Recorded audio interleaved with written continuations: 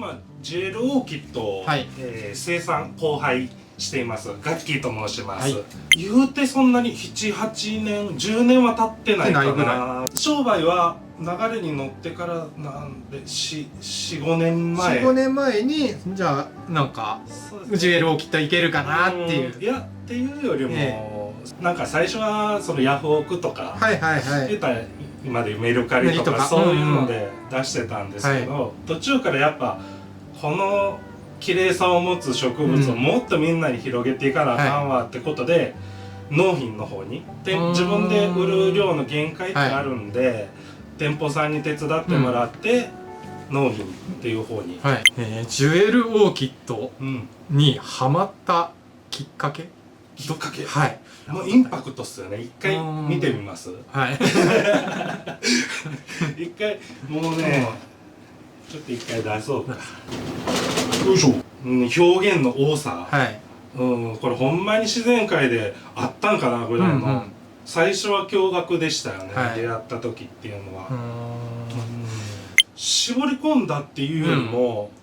もう自分の好きだけを、なんていうかね、いろいろ他はもちろん好きなんですけど、やっぱこの綺麗さで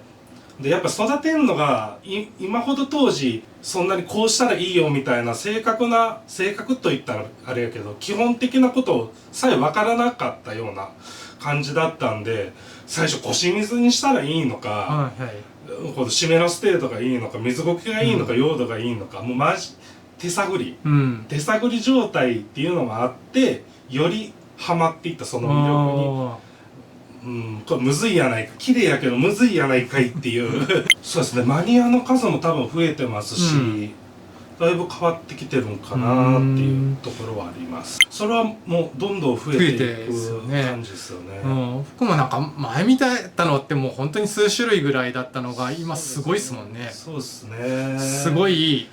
仕掛けてるご本人ってむしろなんかペトラももう王様なんですよ、キングなんですよ、マコレス・ペトラ。もうキングだけどそれ以外の側近たち、やばいんだぞっていうそこをね、僕はみんなにペトラだけじゃねえんだぞ、噛んだけどペトラだけじゃねえんだぞっていう、そうこんな綺麗なものがいっぱいあるぞっていうのをみんなに見せたいっていうか。運転手してました。トラックの運転手してました。もう趣味しながら家帰って、もう植物たちとこの戯れるのがなんていうかね、癒しっていうか、そういう感じでずっとやってました。もう今の時代って、こっちだいぶ田舎だけど、図書館の本探すコーナーで組織培養ってやって多分いっぱいとこの田舎でもあると思うんですよ。その基礎的なもんは本屋さん、図書館でも借りれるし、インターネットとかでも Facebook とか Twitter とか、まあ今 X か、もういろんなところから情報を得れるんで、もうそういうのから情報を得て、あとはトライアル&エラーっていうか、もう失敗してもね、別に楽しければ、心折れなければそうですね、楽しみながら、そうですね、もうなんかその辺はある程度基礎的なことはあるんですけども、そっからずっと同じ作業の繰り返しって自分が楽しくないから、ちょっと pH ずらしてみようか、ちょっと糖分とかずらしてあげようかとか、そういう細かいところレシピを変えていって、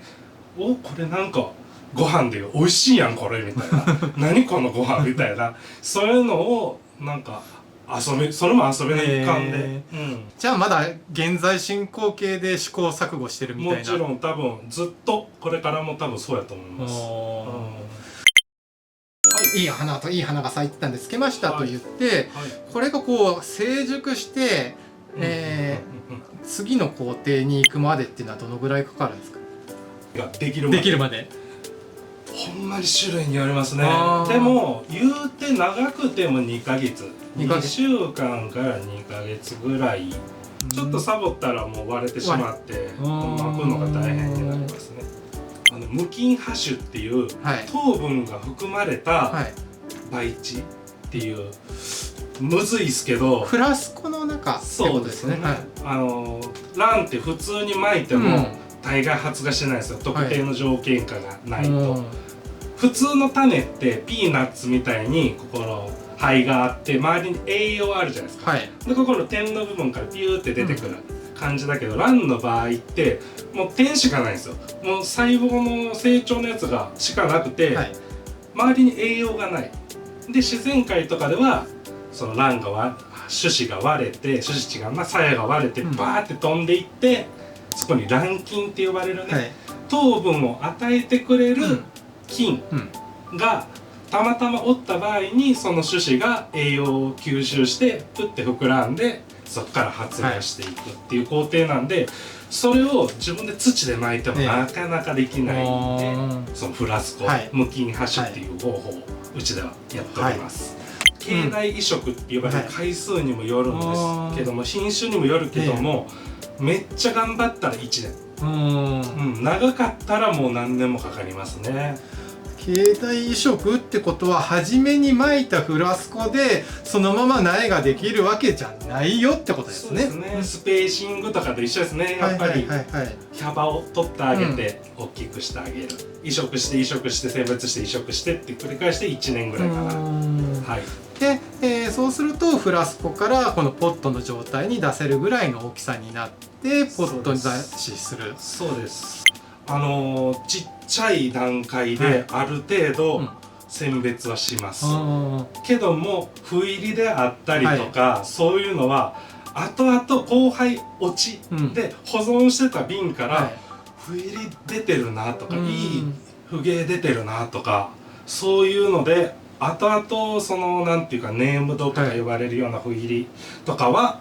後々出てくることが多いですね。ただうちの選別は僕の感性なんで、割ともうちっちゃいうちに、そこはねどれだけその環境に適応させるかによるんですけども、ある程度慣らしたやつを出したいっていうのもあるから、もう絶対的な期間っていうのはなくて最短1ヶ月かな。まあ今いいなと思ってもそんなにすぐにはそうですね、できないもどかしいところですし、ネットとかにまだリリース前のやつを見せたいけど、今見せてもみんな買えないしなとか、そうもどかしいのはあります愚痴。他の昔からあるようなやつとか、他のブリーダーさんとかの作った魅力的な株をクローンしてそれを出していくのも楽しいですけど、やっぱ未生って自分のオリジナルで、なんていうか、自分好みに仕立てていけるから、派手な子と、今はセルフ原種を保存しながら、原種のままハイブリッドではなく、原種だけども他の原種よりも綺麗な子を作っていくっていうパターンと、ハイブリッドっていう他の種類と種類を掛け合わせるやり方っていうやり方は、後半の方は派手な子を、自分なりにやっぱジュエルって派手な方があれなんで、でも渋めがいいよねって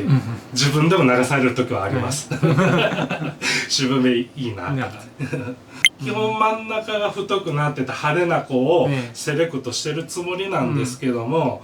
後半になっていやちょっと地味やけどこの子ええやんとかどうしても出てくるんで難しいですね、セレクトは。そういろんな個体差ある中でこれは派手な子を今回は選別しようとか、地味な子を選別しようとか、強い子を選別しようとか、いろいろあります。そうですね、そっちの方が多いんじゃないんですかね。でもまあ楽しいですからそこで落ち込むっていうよりもね、経験値として習得みたいなところありますけど、どっちが人気か、どっちが人気。それかなんかお客様によってハイブリッド的なのを集めたい人と原種を集めたい人とまた層が分かれてるみたいな感じだったり、結構そこは分かれてることが多いかな。並んででも欲しいっていう人はやっぱりハイブリッドでオリジナルのもんでリリースしたてほやほやの子であったりとか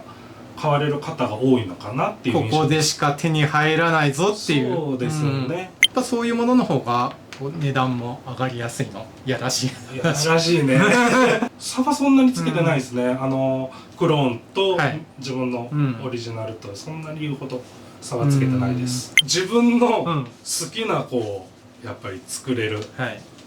僕は派手しい子っていう子最近好きなんですけど、その時その時によってちょっとめっちゃ環境に強い子、暑いのでも大丈夫な子作りたいなとか、なんかね寒くても大丈夫な子作りたいなとか、自分のオリジナリティをいろんな苗の中から選んでそれを出していけるっていう、そういうところですかね。自分の価値観にこだわりすぎると誰も相手してくれないことがあるっていうのはありますね。これがいいだろうって思っても誰も実はそれ求めてないとかは、仕事と趣味としてはめっちゃいいですけど、イベントで出して全然自分が思ってたように売れなかった、逆にこっち売れるんだとか、そういうだからお客さんと趣味家さんとイベントを通じて、話したりしていくうちにこういうのみんな欲しいんだとかね、そういうのを学ばないとどうしても一人の世界に閉じこもってしまうところがあるんで、世間とずれていくっていうかそこを合わせていくっていうのが僕にとっては一番難しいから、なんでやねんっていうようなこともありますよ。ロクスバギーのサンライトです。なるほど。どの辺が好きですか？この黒葉赤脈で真ん中が太くなって、ドンってきてるところ、ドンってきてる。そう主脈ではないですけど、脈が集まって真ん中が抜けていく、ミルキーウェイとかもどちらかというと好きですね、そういうタイプ、そういう傾向のやつが好きってことですね。好きですね、僕は派手派手しい派手派手しい今日なんか派手派手しい結構テーマですね。そうじゃないですか。もし山歩いてて、ジュエルオーキッドあんなのが落ちてたら多分ね、みんな多分人間おかしになりますよ派手派手しいは正義かなと、ジュエルの中では。過去一来たなっていうのがそのハチテラータって呼ばれてるタイプですね。日本の八丈ススランと、グッティアランのロステラータからの後輩でハチテラータ、八丈シュスランとテラータテラータそうですね、そういう合体ネームですね。そうです。まあなんかよりもっともっとみんなにジュエルの魅力っていうか、もっといろいろ知っていってもらいたいですね、国内外問わず。そう自分の苗が売りたいとかでもなく、ジュエルオーキッドっていうジャンルそのものをもっとメジャーにしていけたらなとは思いますね。この本もそのなんかみんなの世の中に広めるきっかけの一つになるといいっすよね。もちろんそのつもりでそのつもりでお願いします、テンション高すぎません？大丈夫ですよ。他の人と比べて。